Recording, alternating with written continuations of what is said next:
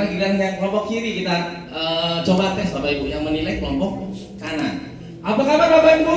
Luar biasa. Semangat nggak? Semangat. Oke, semuanya ya. Apa kabar Bapak Ibu? Luar biasa. Oke, plus buat Bapak Ibu semuanya. Oke, Bapak Ibu, senang sekali saya pada siang hari ini berjumpa sama Bapak Ibu. Ya, biasanya kita berjumpa lewat media Zoom. Ya, hampir setiap hari Jumat kita berkumpul lewat Zoom. Kita bisa bertemu di seluruh Indonesia ya. Jadi beruntung sekali siang hari ini saya ketemu langsung sama Bapak Ibu. Ya, orang-orang perdana, orang-orang awal dari titik Global Star Success Bapak Ibu. Jadi saya pun pernah seperti Bapak Ibu ya. Saya kurang lebih sekitar 20 tahun yang lalu ya, sama seperti Bapak Ibu. Saya waktu masih kuliah Bapak Ibu. Kuliah di Jogja, jelas saya orang asli Bali. Saya kuliah di Jogja, saya duduk sama seperti Bapak Ibu. Waktu itu dipaksa oleh teman saya hadir dalam acara apaan sih? Kita lagi sibuk kuliah, ditawarin sama teman yuk datang deh lagi sebuah bisnis. Yang ternyata teman saya waktu itu beliau jauh-jauh dari kota Sulawesi, Palu. Beliau ke Jogja dengan naik sepeda ontel. Dalam waktu 7 bulan beliau bisa beli sebuah mobil Opel Blazer waktu itu. Jadi seorang anak muda saya berpikir gila. Seorang anak muda yang dulu awalnya naik sepeda, satu kos bareng bisa beli mobil Opel Blazer. Jadi sudah stop kiriman, sudah bayar kuliah sendiri. Saya sama seperti Bapak Ibu. 20 tahun yang lalu, tahun 2005. Jadi saya melihat sebuah fenomenal bisnis ya. Jadi sebelum saya masuk mungkin saya sudah berkenalan tadi Bapak Ibu, belum ya? Belum ya? Diperkenalkan ya. Oke, sudah dikenalkan ya. Mungkin saya izin memperkenalkan. Tadi kata Pak Irwandi, kalau nggak kenal nggak sayang. Perkenalkan, nama saya Dedi Pribadi. Saya asli Bali Bapak Ibu. Saya latar belakang saya dulu sempat kuliah jadi anak kampus ya. Dulu pernah jadi seorang pegawai juga, seorang banker ya, posisinya hampir jadi calon direktur juga di sebuah perusahaan bank ya.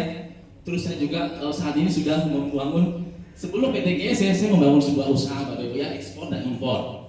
Ya, saya bisa impor barang dari luar negeri masuk ke Indonesia. Saya juga ekspor ke luar negeri. Dan menariknya Bapak Ibu, saya ketemu sama Pak Gede karena saya pernah bermain di bisnis jaringan. Waktu itu kita 20 tahun yang lalu saya melihat bahwa bisnis jaringan adalah sebuah bisnis dengan modal yang simpel Bapak Ibu. Ya, kalau kita bangun usaha butuh modal ratusan juta. Ya, butuh modal ratusan juta, belum lagi ditipu buyer, ditipu ini, wah ngeri Bapak Ibu. Tapi menariknya dengan Global Star Success, Bapak Ibu bisa memulai usaha dengan modal yang sangat sederhana. Bagi yang masih kuliah, pasti punya gambaran dong. Masih kuliah ya Pak, adik-adik ya? Kuliah di mana Dek? Saraswati ya, pasti diarahkan sama orang tuanya untuk hadir nih. Ketika tamat kuliah, kira-kira kita mau kemana? Pasti Bapak Ibu udah punya impian. Adik-adik udah punya impian. Saya tamat kuliah Pak, saya ngambil informatika, pengen jadi seorang desainer web. Saya ngambil kuliah psikologi untuk ini deh, apa deh arahnya. Saya mau jadi dokter, kesini deh. Saya jadi kuliah arsitek untuk jadi seorang arsitek ya. Saya yakin adik-adik Bapak Ibu yang hadir pada hari ini pasti punya sebuah impian. Ya, kalau saya boleh bilang, Bapak Ibu yang hadir pada siang hari ini pasti diundang oleh para pengundangnya. Ada yang dari negara tadi Pak ya, Jemberana. Kebayang kalau contohnya Pak Ade ya, Pak Ade dari kota Jemberana nggak punya tujuan, keluar dari rumah nggak punya tujuan, nggak punya impian. Kira-kira beliau sampai nggak di Jemberana Bapak Ibu? Nggak sampai ya. Bagi Bapak Ibu yang diundang dari rumahnya, dari kota Bangli, keluar dari rumah mau kemana Pak? Saya nggak tahu. Saya yakin 10 menit kemudian Bapak Ibu tidak akan pernah sampai di suatu tujuan.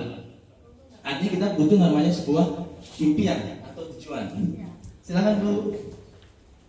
Sebuah tujuan atau impian, ya. Mungkin ini gambarannya Bapak Ibu, saya buka aja ya. Apakah impian Bapak Ibu?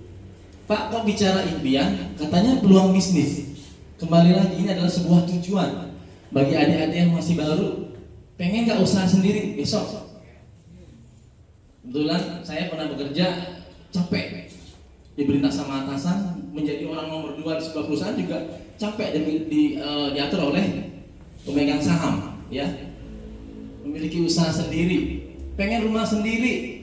Bagi Bapak Ibu yang sudah berkeluarga, Bali termasuk kota yang metropolitan.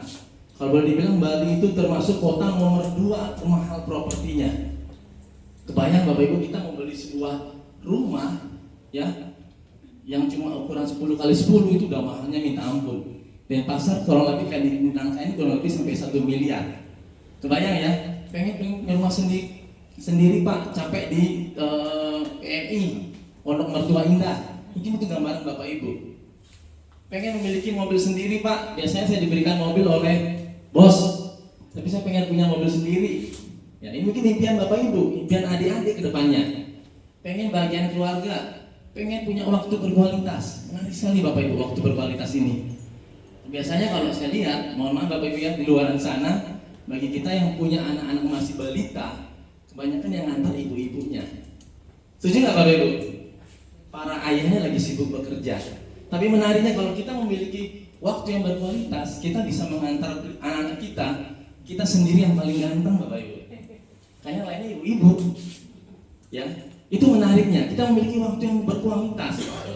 Orang hari Sabtu Minggu pada ke mall, kita Senin sampai Jumat sepi Bapak Ibu. Mau buka Icon Mall hari Senin aja deh. Orang pada sibuk ngantor tuh. Kita pergi. Jadi waktu yang berkualitas, kebebasan finansial.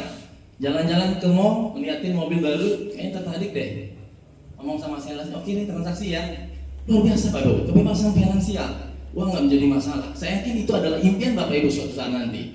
Pendidikan anak yang terbaik, jalan-jalan ke luar negeri, melunasi utang, membantu orang lain. Ada yang memiliki impian seperti ini Bapak Ibu? Jangan malu-malu. Ada nggak? Adik-adik? Ada? Ada ya? Salah satu atau salah semua? Kalau saya ditanya salah semua Bapak Ibu, semuanya saya pingin.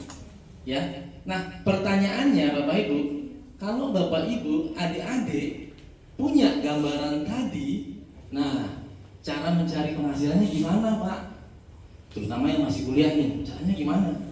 Kebayang udah kerja dari pagi sampai sore. Benar, nggak ada yang salah. Bagi yang sudah bekerja, sudah jenuh dengan kerja dari pagi sampai sore, tapi kok mentok ya? Bagaimana nih? Nah itu pertanyaannya. Nah ini adalah sebuah gambaran Bapak Ibu ya, sebuah paradigma tentang gambaran 95% orang mencari penghasilan di muka bumi. Jadi pola ini bukan saya yang ngajari Bapak Ibu. Jadi saya nggak maksud mengguri Bapak Ibu di sini. Saya hanya berbagi. Jadi pola ini adalah pola yang gambaran yang di sebuah gambaran yang dirumuskan oleh seorang pakar konsultan orang-orang kaya dunia. Jadi beliau namanya Pak Robert Taro Kiyosaki. Bisa beli bukunya Bapak Ibu. Kalau dulu zaman saya beli bukunya di Gramedia. Karena waktu itu saya masih kuliah, pengen punya uang lebih.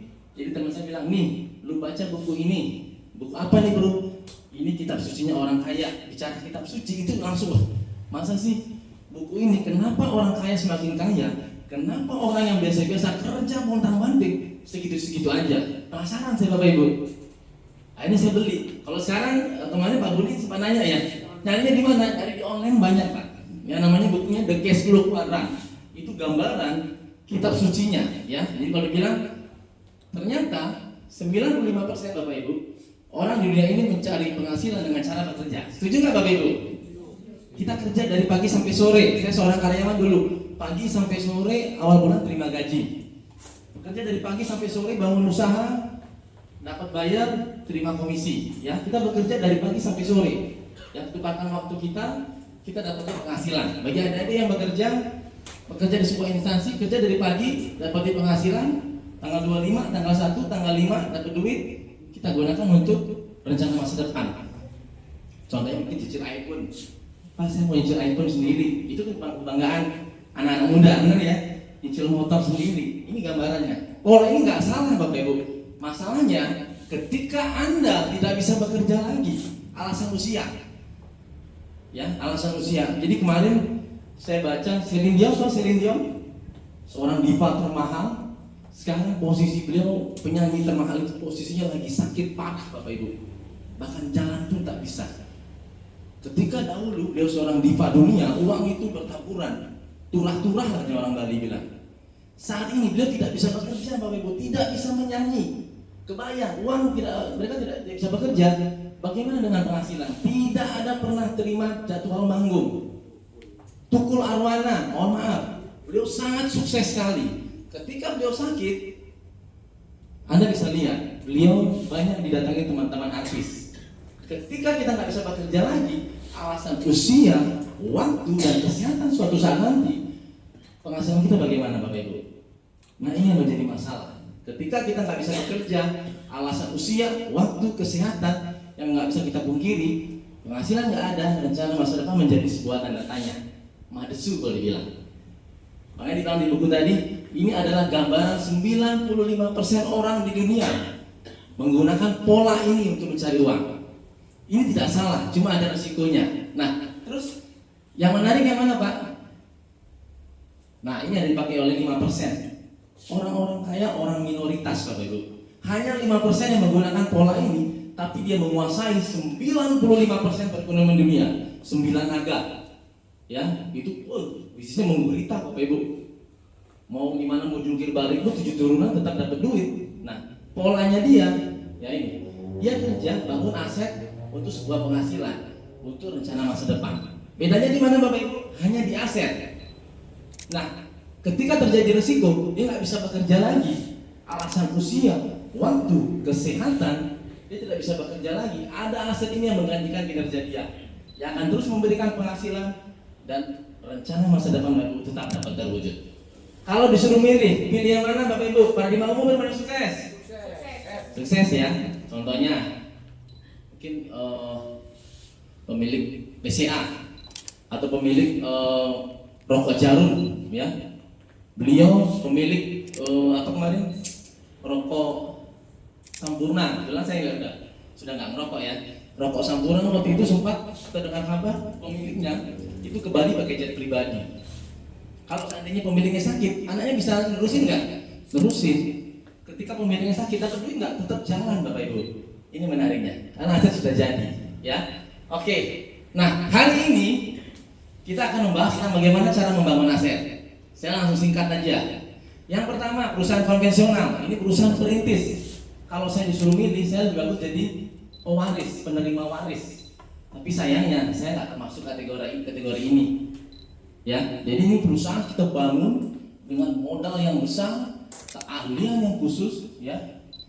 Contohnya, kalau sukses, ini perusahaan konglomerasi, Bapak Ibu ya. Kalau sukses, perusahaan konglomerasi jadi konglomerat. Kalau nggak sukses, konglomerat habis. Kebayang, Bapak Ibu ya, perusahaan Jarum, perusahaan Bank BCA, Bank Mayapada, itu perusahaan-perusahaan konvensional, Bapak Ibu. Ya, perusahaan rokok-rokok yang besar. Kalau disuruh milih, saya mendingan jadi generasi pewaris aja deh. Kalau generasi perintis kayaknya berat deh kayaknya. Ya, nah ini butuh modal yang besar. Nggak penting saya bahas pada siang hari ini karena modalnya gede. Yang kedua, itu ada namanya perusahaan waralaba atau franchise nih di depan sini. Ya, Bapak Ibu tamat kuliah ekonomi, tamat kuliah contoh kuliah hukum, tapi bisa beli langsung franchise-nya. Tinggal beli franchise waralaba, Indomaret, Alfamart, tiap bulan terima penghasilan. Tapi kalau saya bilang ini agak kecil penghasilannya Bapak Ibu karena sudah menjamur. Ya, contohnya yang tahu KFC di SE, depan SE tahu ya, itu pemiliknya Pak Vigor, beliau adalah pemilik showroom mobil mewah. Seorang anak muda dari Bandung, waktu itu masih muda, tidak tamat sekolah tapi punya showroom mobil mewah di Galuh Timur, plus punya KFC. Kebayang Bapak tidak pernah belajar goreng ayam waktu itu ya, tahun 2010 saya kenal dia, itu penghasilan bersih 40 juta tiap bulan dari KFC-nya. Dia pagi bangun siang mau ngapain pun tiap bulan 40 juta kurang lebih. Menarik nggak Bapak Ibu? Waktu tidak masalah, tapi masalahnya kita membeli perusahaan ini dengan butuh modal yang gede Bapak Ibu, gede banget. Ya, waralaba, KFC, McDonald, yang lebih ngetren apa? Pertamina itu kurang lebih franchise dulu sekitar 12 miliar. Beli aja, udah Bapak Ibu langsung panen. Tak perlu skip Pak, saya tamatan kedokteran gigi punya franchise boleh nggak Pertamina? Boleh, itu punya